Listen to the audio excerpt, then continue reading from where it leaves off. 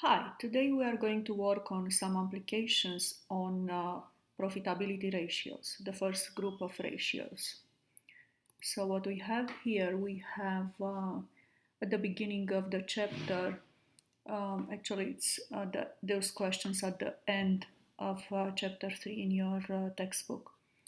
But you are going to work on your own on these discussion questions just to make sure you have a good understanding of the theory. I'm going to post a separate document as applications without the answers, so you can do some work on your own. Now let's find some problem solving. Number one, it looks really easy, just to plug in some numbers into an existing formula. Way too easy, so let's start with 2.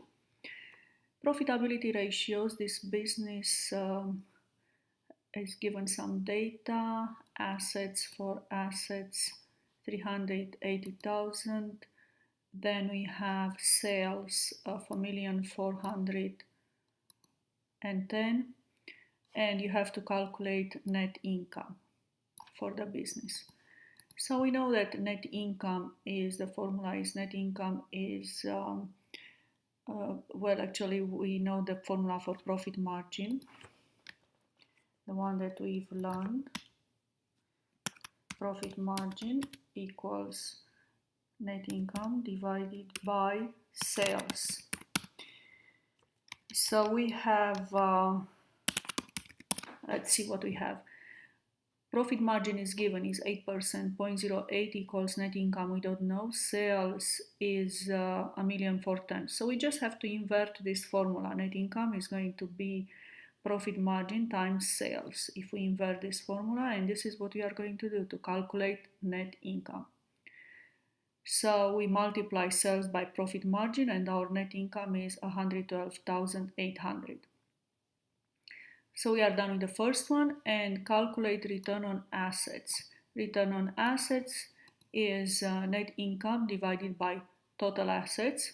We just calculated net income, divide by total assets, that's given. So return on assets is 29.7%. So we are done with this problem 2. Then you are going to work on your own number 3, number 4, and 7. You just have to put into some extra work on your own because there are lots of them, and we can only cover, I just can get you started, and then you have to do some work on your own. This is just the nature of the subject. Let's work on number 8. On number 8, we have this business has 2 million in assets, so we know the assets. Then we have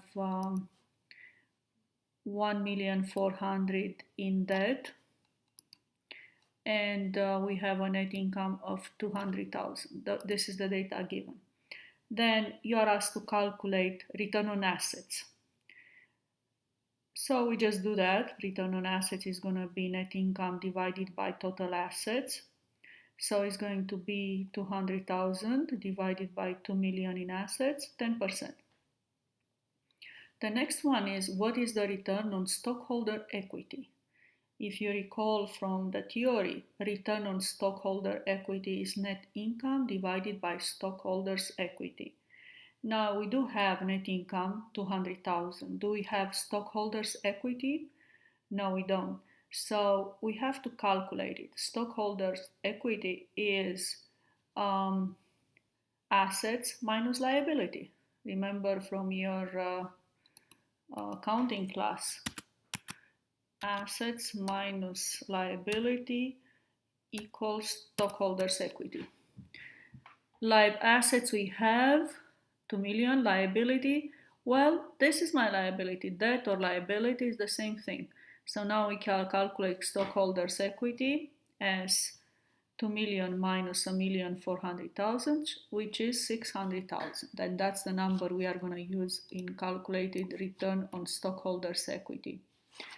Net income, 200,000 divided by stockholders' equity, 600,000. Or you can use the formula B that we have in the PowerPoint, and you should end up with the same result. So at home, please try to do the calculation using the second formulas, and you'll end up with the same result, you see. For C, we need to calculate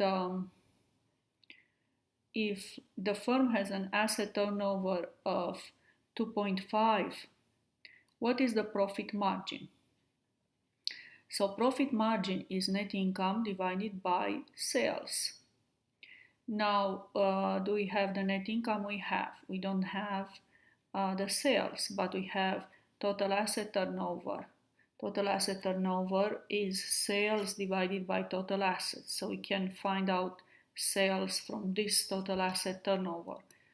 So we have sales. Again, if you want to remember the definition of turnover, asset turnover,